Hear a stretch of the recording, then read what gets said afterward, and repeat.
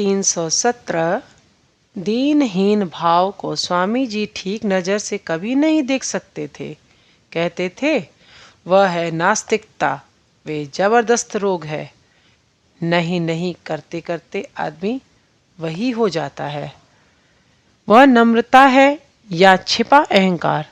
मैं पापी हूँ, मैं बिल्कुल नाचीज हूँ, दुर्बल हूँ, इस तरह से सोचते सोचते वे और भी वैसे ही हो जाते हैं।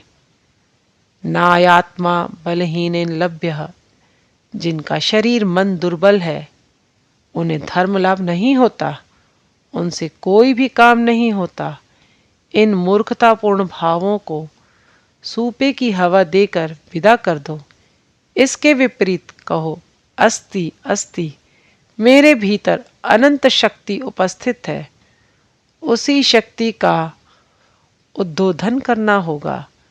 जो अपने को सिंह समझता है वह निर्गच्छति जगजलात पिंजरादेव केशरी। सिंह जैसे पिंजरा तोड़कर बाहर निकल जाता है, वैसे ही वह जगत रूप जाल को तोड़कर मुक्ति लाभ करता है। वीर होना होगा, अभीह अभीह भय शून्य होना होगा। चाहे धर्म करो या संसार, नहीं तो जिस अंधेरे में हो उसी में चिरकाल पड़े रहोगे। नंबर 318 अपने और अन्य के कल्याण के निमित्त जो कुछ किया जाए वही धर्म है, बाकी सब अधर्म। नंबर 319 जिनके अंतःकरण में आत्म उपलब्धि के लिए अभाव ही महसूस नहीं हुआ, जिनकी मोक्ष प्राप्ति की पिपासा ही जागृत नहीं हुई, उन्हें हजार उपदेश दो सब व्यर्थ है। वे इस कान से सुनते हैं, उस कान से निकाल देते हैं। हमारे यहाँ के तो मूर्ख किसान लोग भी दार्शनिक है। वे पाश्चात्य देशों के अनेक विद्वानों की अपेक्षा धर्म तत्व ज्यादा समझते हैं। ब्रह्म सत्यम जगत मिथ्या, यह बात तो बचपन से ही सुनते आ रहे हैं। जमीन यदि तैयार ना हो और समय पर अच्छा बीज न बोया जाए तो क्या आशा अनुरूप फसल उत्पन्न होता है? जिनका विषय रस सूख चुका है, उनका अनुराग सूखे घास के ढेर में अग्नि की एक चिंगारी गिरने के समान ही एकदम धू धू करके प्रज्वलित होता है। लाल बाबू धोबी की एक बात वासना में अग्नि दे सुनकर ही वैरागी होकर निकल गए।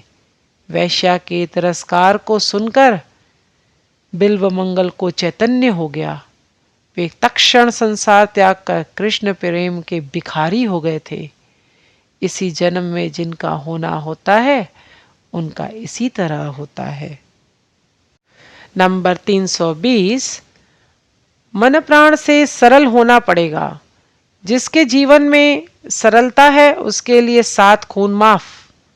वह 1000 पापी होने पर भी समय पर ईश्वर की कृपा का लाभ करके परम भक्त हो जाता है। नंबर 321 मानव जमीन अनुवरा नहीं है।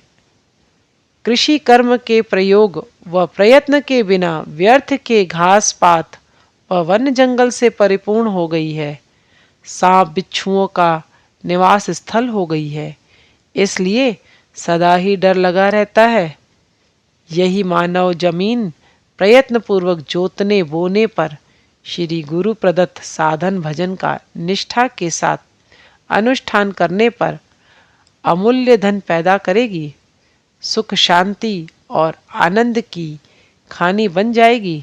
साधक राम प्रसाद ने गाया है, मन तू कृषि काज नहीं जानता, ऐसी अनुपम मानव भूमि पड़ी हुई है, जोतने पर सोने की उपज होती है।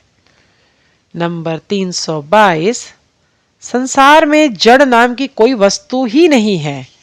जिसे हम जड़ कहते हैं उसकी चेतना अज्ञान अंधकार से ढकी हुई मात्र है। उस तमस के पर्दे को हटा लेने पर देखोगे माया का अंधकार दूर हो जाएगा। चैतन्य शक्ति का प्रकाश होगा, जगत चैतन्यमय ज्ञात होगा, आनंद का सागर उमड़ आएगा।